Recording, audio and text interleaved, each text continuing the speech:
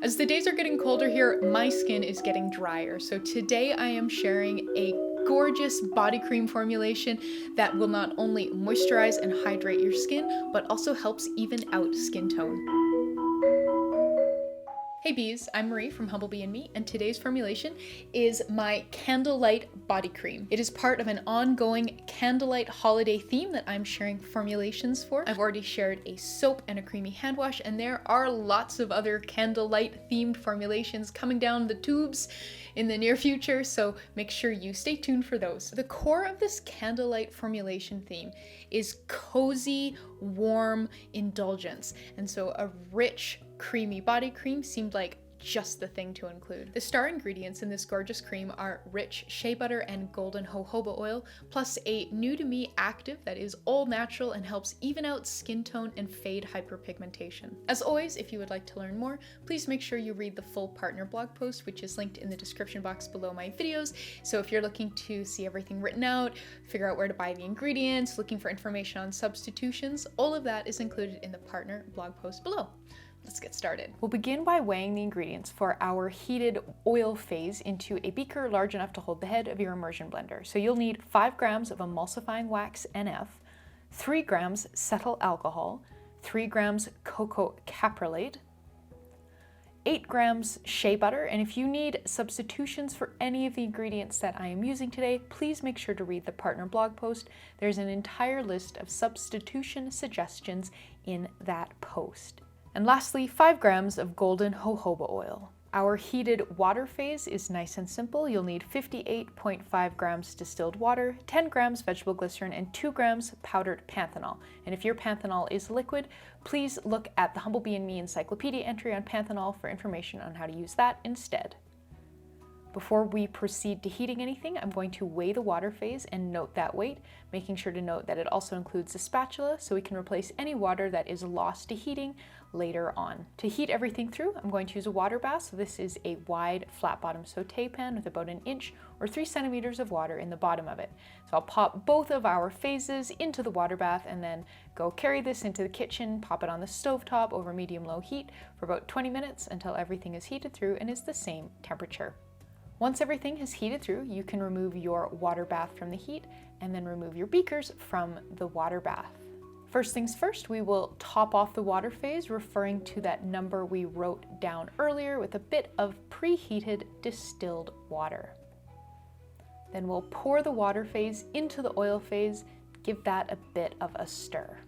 Up next, we will grab our trusty immersion blender, pop it in, and blend for about a minute. You'll want to start slowly before working up to a full blend so that you don't accidentally splatter hot product everywhere. And that's it for blending. I have been experimenting with blending my emulsions less and really enjoying the results. Back when I first started formulating, I just hand stirred everything, and then kind of somewhere along the lines, I got the idea in my head that I really needed to be doing lots and lots of blending, despite the fact that the hand whisking had always worked really well. So I'm now kind of going back and looking at finding a bit of a happy middle ground and really enjoying the results. I'm finding that switching to hand stirring earlier on creates a much silkier product.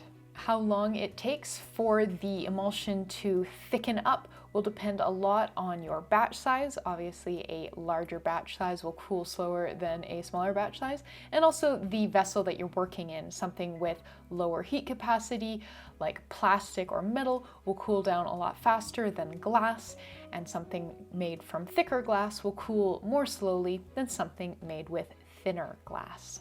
You'll want to stir pretty constantly initially until the formulation has thickened up a bit. If you leave it for too long right at the beginning, you can get some blobs that kind of float to the top, and then those can be difficult to stir back in. So stirring it reasonably constantly until it has gained some viscosity helps prevent that from happening. So I'm going to go take this beaker over to my computer and stir relatively frequently while replying to blog comments until it has gained some viscosity and we are ready to weigh out our cool down phase. So I will see you later. So this has thickened up and cooled down beautifully. And this happens really quite quickly. You'll be stirring, be like thin, and then like, oh, a bit of viscosity, and then sort of suddenly we are here and have this lovely, thick, glossy concoction. But yeah, now we are ready to weigh out and incorporate our cool down phase. Our cool down phase includes 5 ingredients, and we're going to weigh them out into this little dish. So we're going to need 0.3 grams of vitamin E, and if you'd like to learn more about the vitamin E that we use in formulating, please look up tocopherol in the Humblebee and Me encyclopedia. This is our preservative, Liquid Germall Plus. You're going to need 0.5 gram of it. And if you would like to use a different preservative, I've written an entire FAQ on using a different preservative in a formulation than the one that I have used. So please check that out. It's linked in the blog post. For a bit of color, we're going to be including 0.5 grams of this doubloon gold mica from Yellowbee. This was a gift. And then for a bit of skin brightening, hyperpigmentation, fading goodness, we're going to be using some of this Natra Pep from Voyager. This was also a gift. Been having a lot of fun working with this. It would be brilliant in facial care products as well. If you need substitutions, please make sure you're reading the partner blog post. I have included some options there. And then lastly, our fragrance. So I'm using this Kentucky bourbon from Brambleberry. It has a really lovely, warm, rich smell to it. You could definitely use a different fragrance if you prefer. If you don't have this one, just make sure that it is approved for use in leave-on products at the rate that we are using it today. So we're using 0.2 grams, and since this is a 100-gram batch, that works out to 0.2%. Your supplier should absolutely be providing this information about maximum allowed usage at different or for different purposes.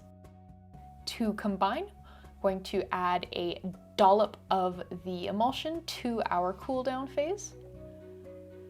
Grab a little wire whisk and whisk until smooth. I like to start by sort of cutting everything together with the tip of the whisk, because if you start stirring too fast, you can make a mess with the thin liquid sloshing around. So I kind of like to cut it in and then start slowly whisking until everything is smooth. Once your cool down phase is nice and smooth, we can pop that back into the parent batch of the lotion and then stir to combine. And with that all incorporated, all that's left is packaging. For packaging, I'm going to use this 100 milliliter translucent screw top plastic jar from Yellowbee. This was a gift. Doesn't that look wonderful? It really makes me want to go eat a great big pot of butterscotch pudding. Yum. Take a moment to label it. For a bit of a show and tell, here is a version of the cream that I made a couple days ago that has had a chance to fully set up. You'll notice the color's a bit different. That's because I put the mica in the heated phase and it got a little kind of grainy and speckly, so I moved it to the cool down phase for the version that we made today. But here you can see that the consistency of the cream after it's fully set up is a little bit thicker. It's not a huge difference, but it definitely does get just a little bit more solid. And for a bit of an application demo, I find it's got really lovely slip on the skin. It's definitely a rich lotion. I don't find it greasy, but the tipping point between sort of rich and greasy can be a very personal thing. But the idea with this formulation was definitely to make something quite rich and indulgent that was designed to moisturize the skin in really cold, wintry weather. And there we go. So we just made a beautiful candlelight body cream. So thank you so much for watching. I really appreciate your support, and I'll see you next time. As a thank you for sticking around to the end of the video, I wanted to draw your attention to my lip color, which is a formulation that I've got in progress right now. And check this out. It doesn't go anywhere. I am so excited to share this formulation with you. I've already shared a few details with my patrons, so if you want a little bit of a sneak peek, please consider becoming a patron, but otherwise I'm hoping to release this in early 2022. Bye!